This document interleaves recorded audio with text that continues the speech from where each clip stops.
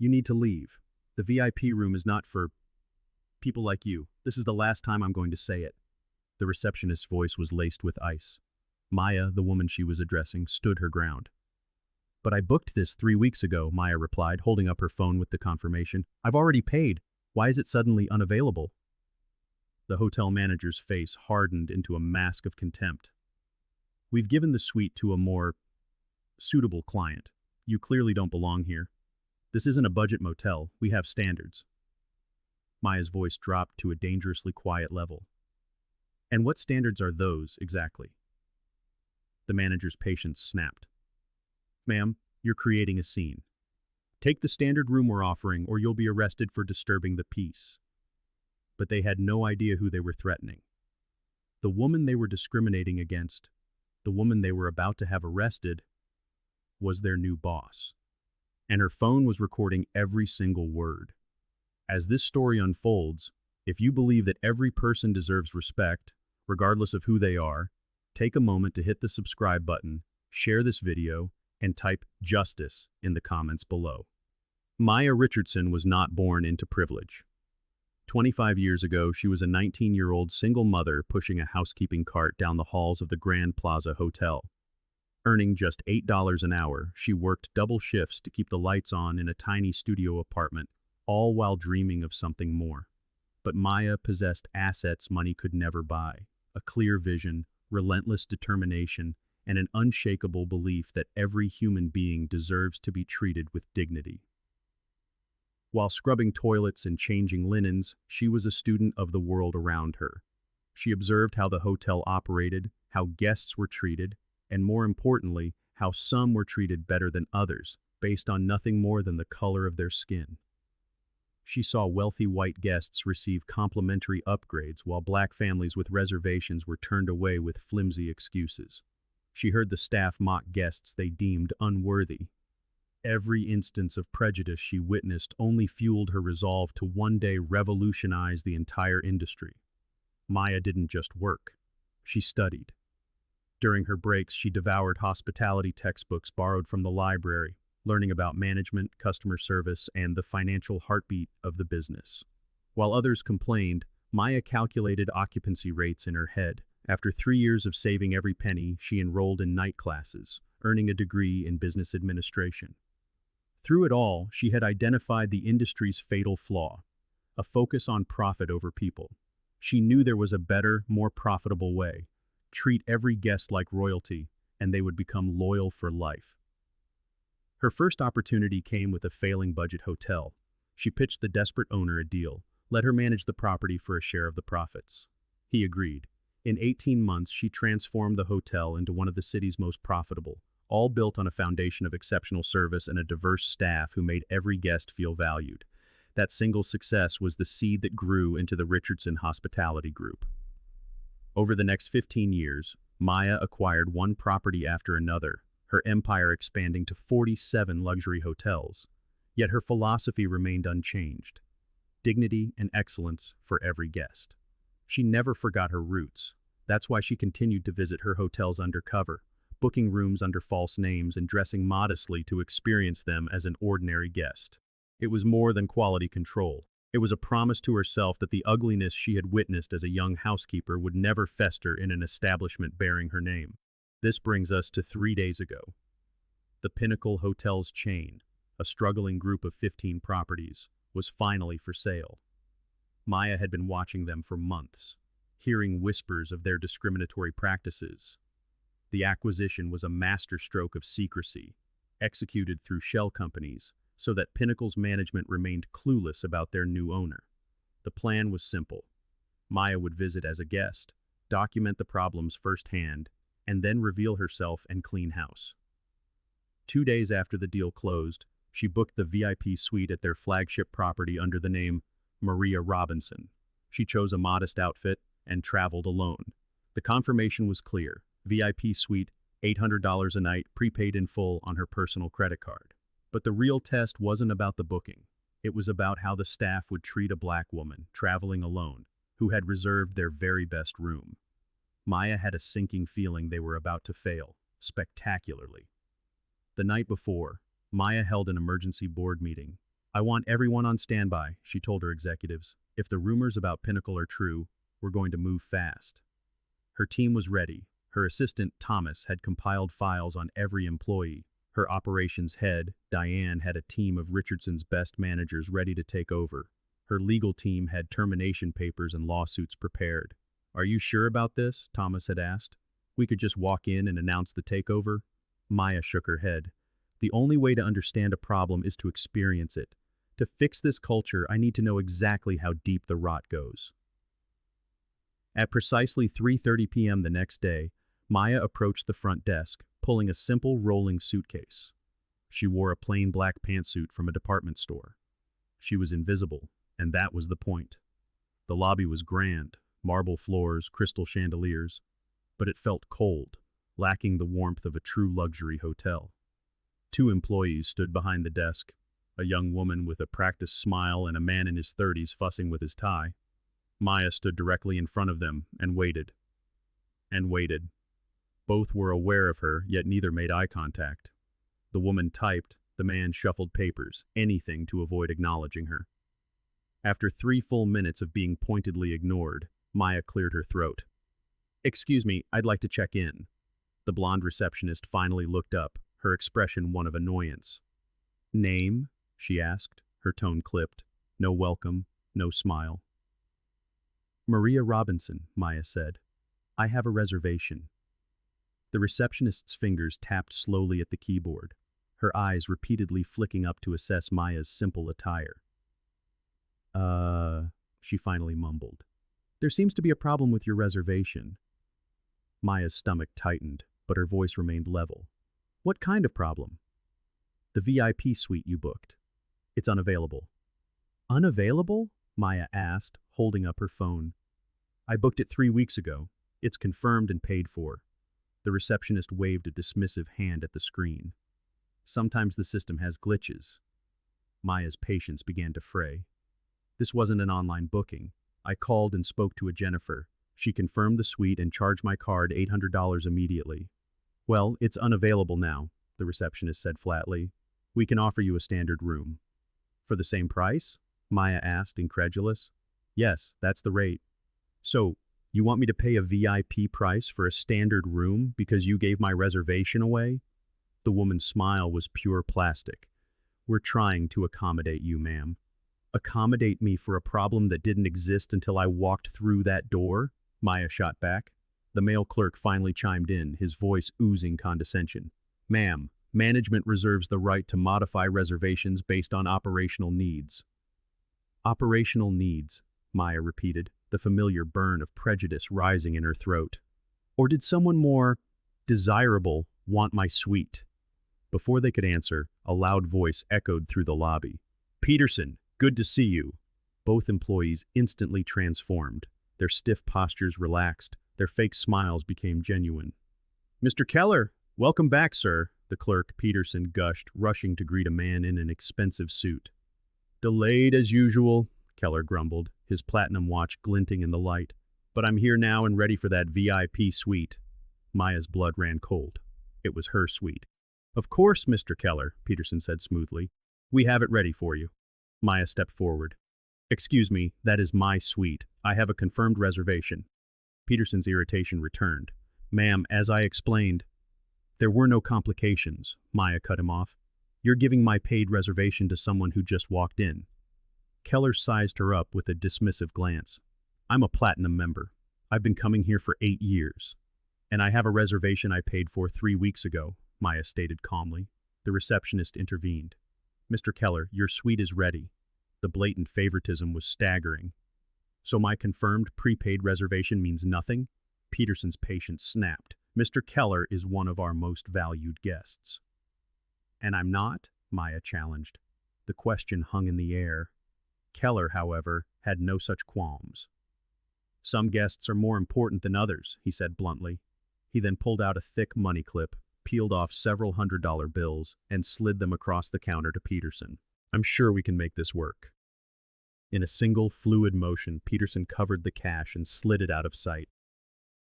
Mr. Keller, he said, his voice now dripping with gratitude. We can definitely work something out. He turned back to Maya, his eyes cold.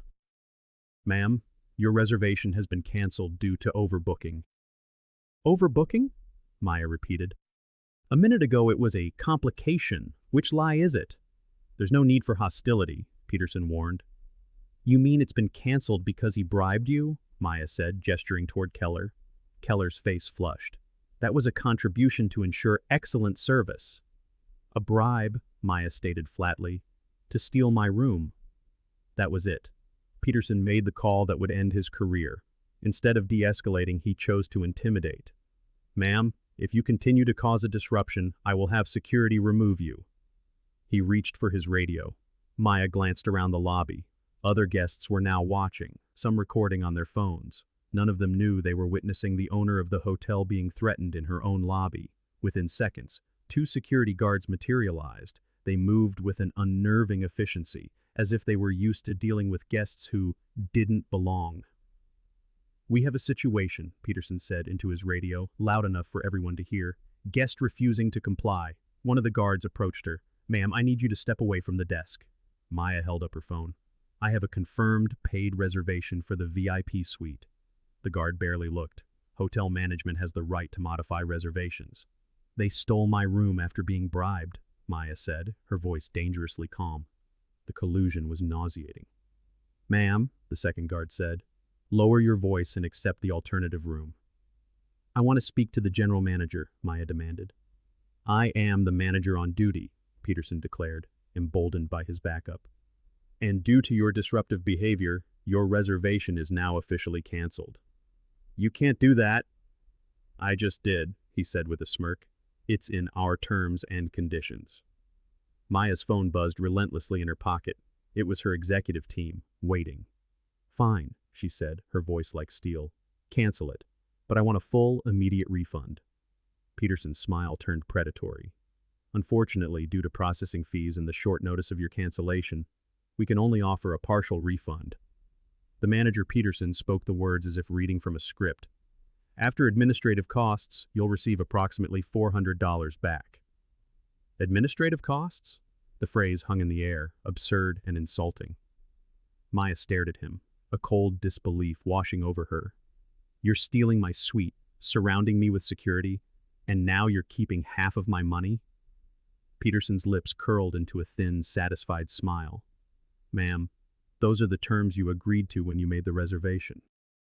He was savoring this, every moment of the power he held over her. One of the security guards took a half-step forward, his presence a silent threat. "Ma'am, if you continue to raise your voice, we're going to have to escort you from the premises." Maya's gaze swept across the lobby. She saw the curious, averted glances of the other guests, faces watching the spectacle unfold. She thought of Thomas and Diane, of the board members waiting for her report, of the 25 years she had poured into building an empire founded on dignity and respect. This was the very cancer of discrimination she had dedicated her life to eradicating. But she knew the calculus of the situation. An arrest, however wrongful, would twist the narrative. The story would become about a disruptive guest, not systemic racism. To win, she had to stay. She had to document everything. "Wait." Maya held up a hand, a gesture of concession that cost her dearly. The security guards paused their advance. "I'll take the smaller room." Peterson raised an eyebrow, a flicker of surprise in his smug expression. He hadn't expected her to yield. "At the same rate you paid for the suite?" Every fiber of her being screamed in protest, but she forced a tight, clipped nod. "At the same rate." "Excellent," Peterson purred, his voice dripping with condescension. "I'm so glad we could reach an understanding. Officers, the situation is resolved." As the guards stepped back, Peterson slid a new keycard across the polished counter. "Room 237, second floor near the service elevators. I'm sure it will be adequate for your needs." Maya took the key, her fingers trembling with a rage she fought to contain. Walking toward the elevators, she pulled out her phone, her thumbs flying across the screen in a group text to her board. "Discrimination confirmed. Keep monitoring remotely. This is worse than we thought." The reply from her board chair, Eleanor, was instantaneous. "Documented. Legal is standing by. Proceed with caution." Room 237 was everything she had feared. The relentless clatter of housekeeping carts and the groan of the service elevators created a cacophony that bled through the thin walls. The room itself was a portrait of neglect, a carpet patterned with the ghosts of old stains, a light fixture that buzzed and flickered with sickly indecision, and a single window overlooking the grimy concrete of the loading dock. This wasn't just a downgrade, it was a punishment, a clear, unspoken message. Maya immediately called the front desk. "This is Maria Robinson in room 237. I need to report several maintenance issues." The voice that answered was younger, less polished than the previous receptionist. "Oh, hi, Ms. Robinson. What seems to be the problem?" Calmly, professionally, Maya detailed the litany of failures: the flickering lights, the stained carpet, the broken air conditioning, the incessant noise. She gave them every chance to do the right thing. "I'm so sorry about those issues," the young woman said, her sympathy sounding genuine. "Let me just check what other rooms we have available." A pause stretched. Maya could hear muffled voices in the background, a low-toned instruction. When the receptionist returned, the warmth was gone from her voice, replaced by a stilted formality. "I'm sorry, Ms. Robinson, but that's all we have for your type of booking. The maintenance issues will be addressed when housekeeping has time." Maya's blood ran cold. "My type of booking?" I mean, discount bookings," the woman stammered, clearly coached. "Online reservations, that type of thing." But Maya had heard the hesitation. She knew exactly what type they meant. As she hung up, she heard voices in the hallway. Housekeeping staff. She instinctively hit record on her phone. "Did you see that commotion in the lobby earlier?" one voice asked. "Oh, yeah," another replied with a dry laugh. "Another one trying to get into the VIP suite. Peterson handled it, though." Maya's hand tightened around her phone. These weren't isolated incidents. This was a pattern, a system of bigotry that Robert Keller was actively paying to preserve. She began taking photos, documenting the room's squalor, sending them in a steady stream to her board with voice notes detailing every new indignity. Thomas responded within minutes. "This is lawsuit level. Eleanor wants to move immediately." But Maya wasn't finished. She needed more. The pool area told the rest of the story.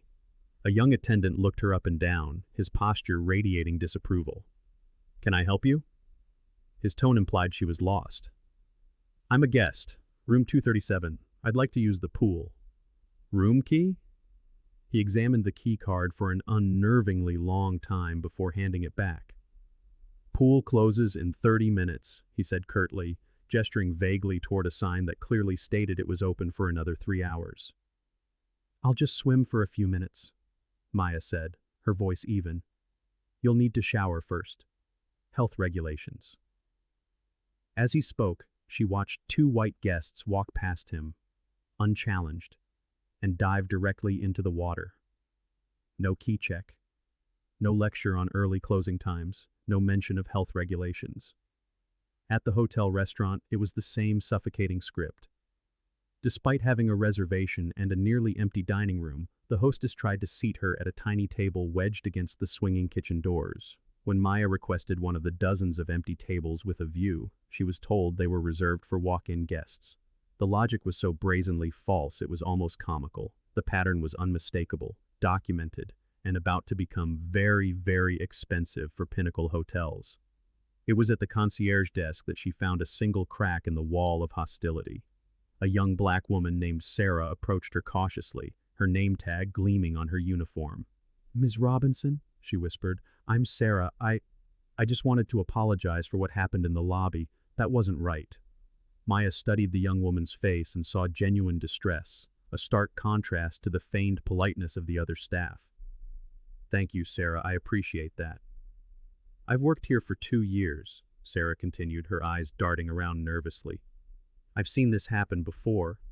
Mr. Keller, he has certain arrangements with management.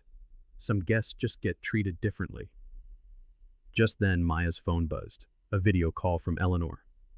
"Sarah, thank you," Maya said, her voice soft but firm. "Your honesty means more than you know." As Sarah scurried away, Maya answered the call. The face of Eleanor Patterson, her mentor and board chair, filled the screen. She was a formidable woman in her 60s, her expression already grim. "Maya, show me the room," she commanded. Maya gave her a virtual tour, the phone's camera lingering on the stained carpet, the flickering light, the grim view of the loading dock. $800 a night for this? Eleanor's voice was a blade of ice. And $800 a night I'm not getting refunded because of processing fees, Maya added wryly. Eleanor, this isn't just poor service, it's systematic. It goes straight to the top. I've been monitoring your updates, Eleanor said. This is actionable. We have everything we need for a lawsuit that will shut them down. Not yet, Maya said. I want it to be overwhelming. So undeniable they can't even attempt to claim it was an isolated incident. Eleanor nodded slowly, understanding. How much more do you need? Maya looked around the miserable little room, her mind flashing with images of Keller's smug grin and Peterson's cruel smile. Give me until tomorrow morning, she said. And Eleanor, prepare termination letters for every single person involved. When I reveal who I am, I want them gone. Immediately. Consider it done, Eleanor replied, her voice resonating with grim purpose. Be careful, Maya. You're not just documenting discrimination anymore. You're building a case that will change this entire company. As the call ended, Maya knew her reality had shifted. She was no longer just a guest in a substandard room. She was at the epicenter of what was about to become the most expensive discrimination lawsuit in hospitality history. And tomorrow morning, everyone who had played a part in her humiliation would learn a devastating lesson about the woman they had so carelessly wronged.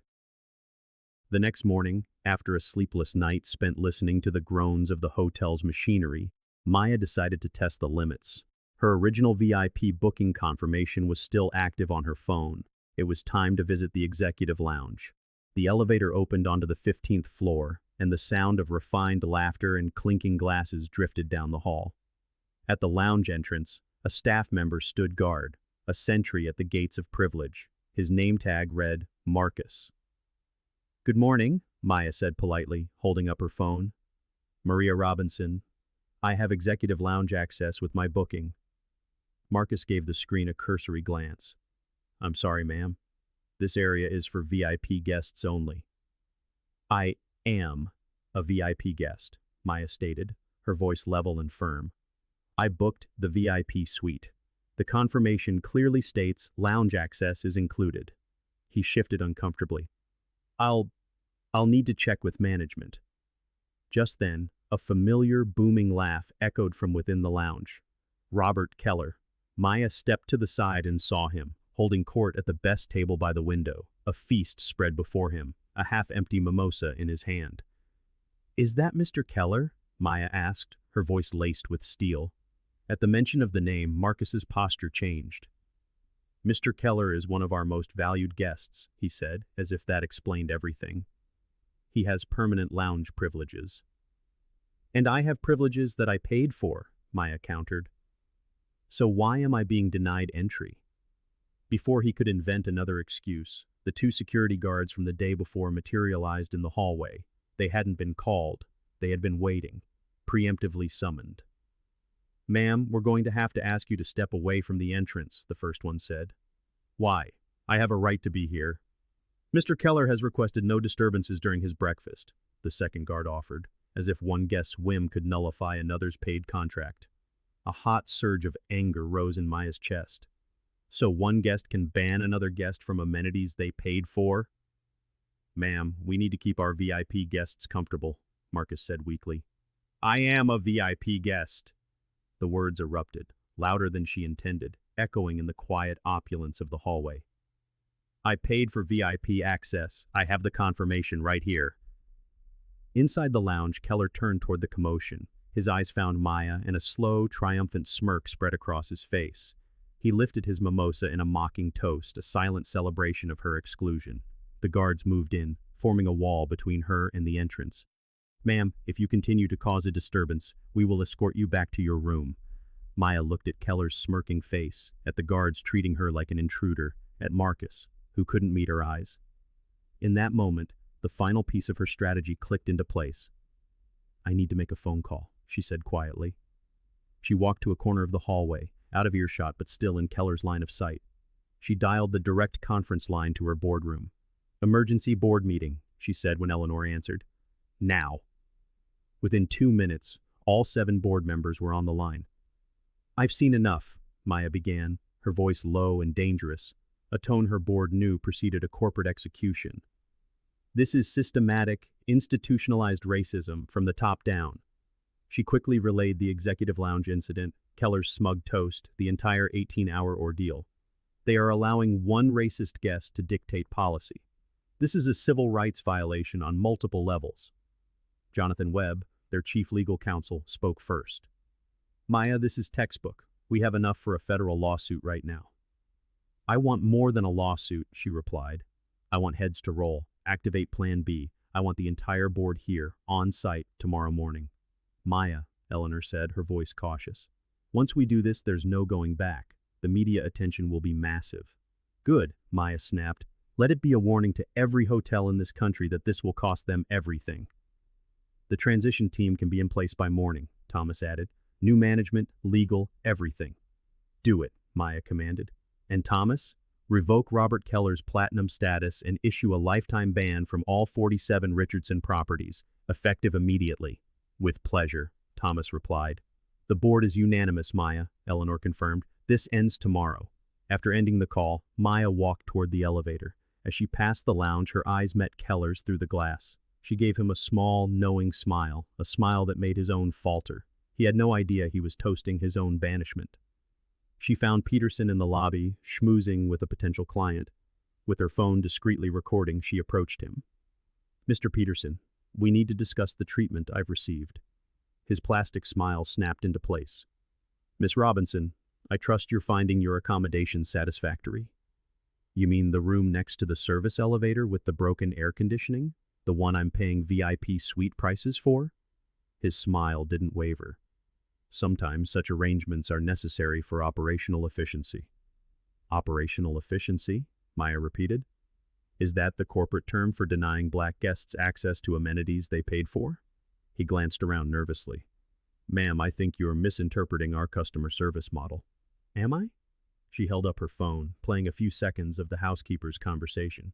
His face went pale. Because your own staff is on record discussing Mr. Keller's arrangement to maintain discriminatory policies. That was recorded without consent, he hissed.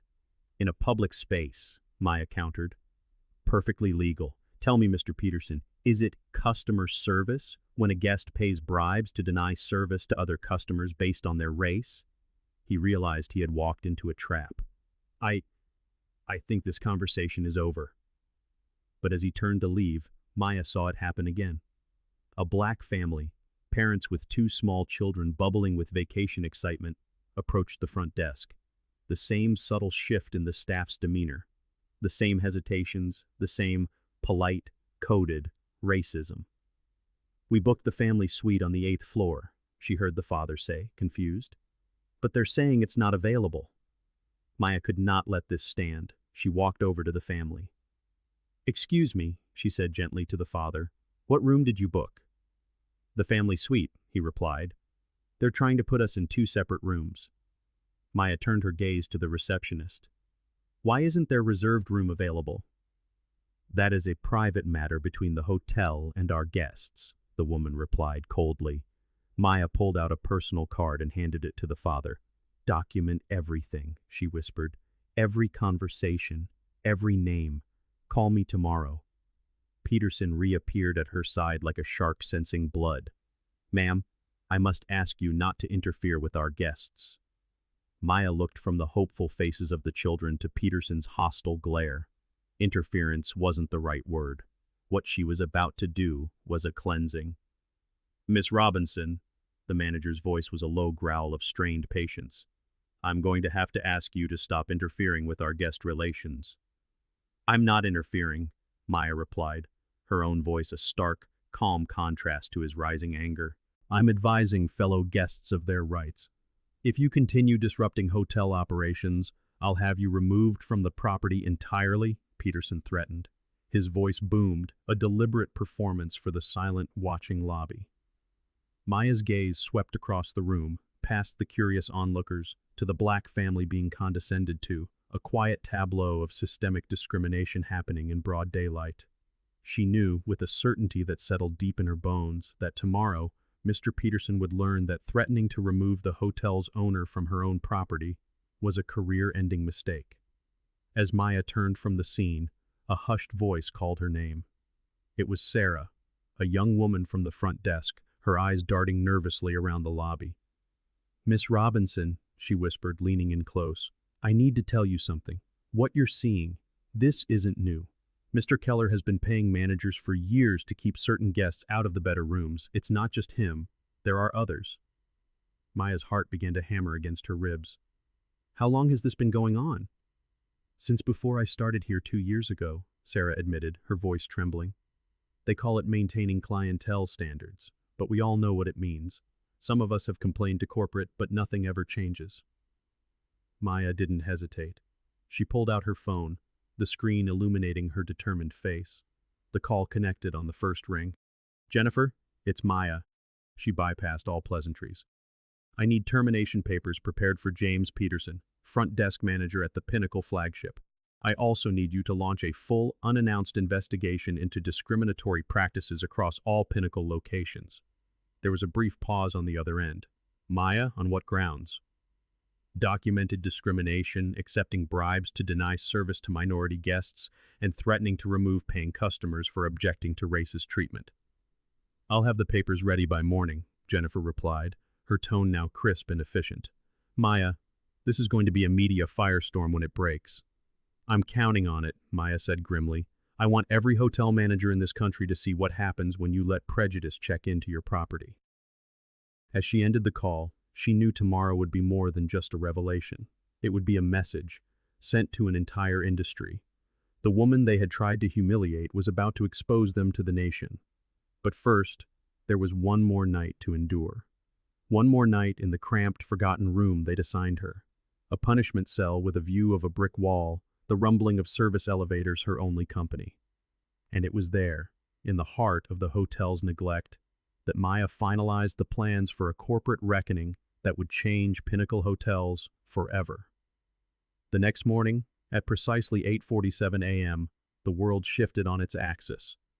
A text message lit up Maya's phone. "All members in position.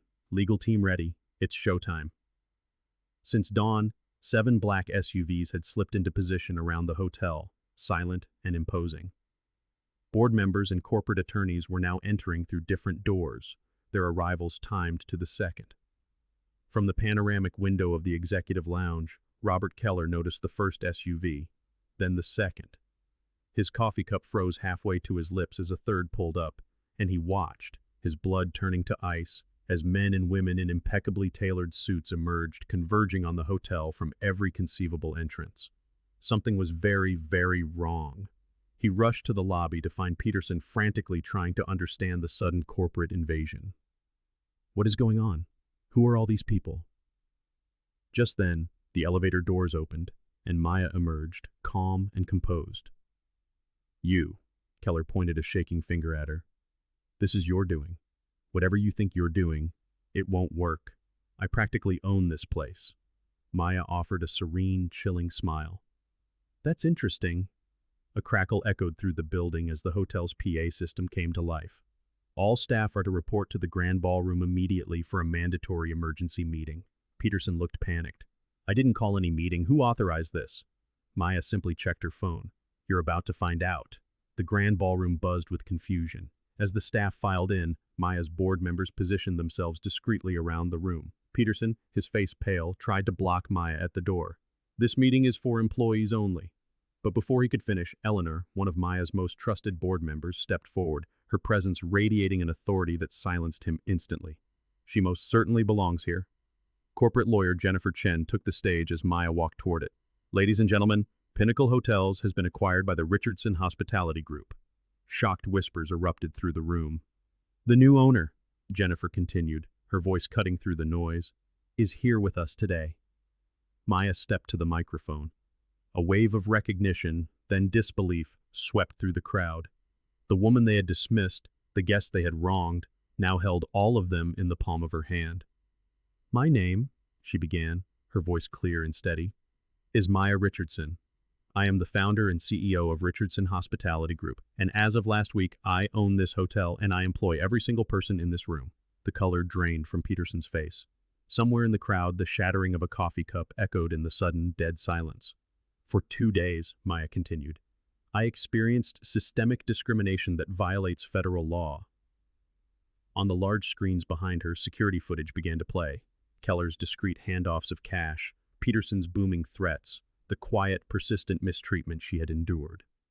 This ends today, board member Jonathan announced. Eleanor stepped forward with a stack of papers.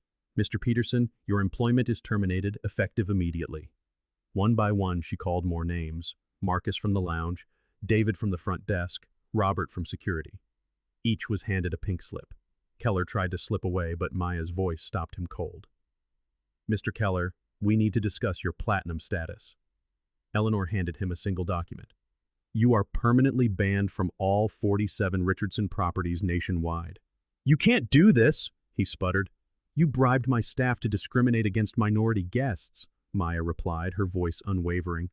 I have all the proof I need. This hotel is closing for 6 months for a complete operational and ethical overhaul. She then turned to the remaining staff, her expression softening slightly.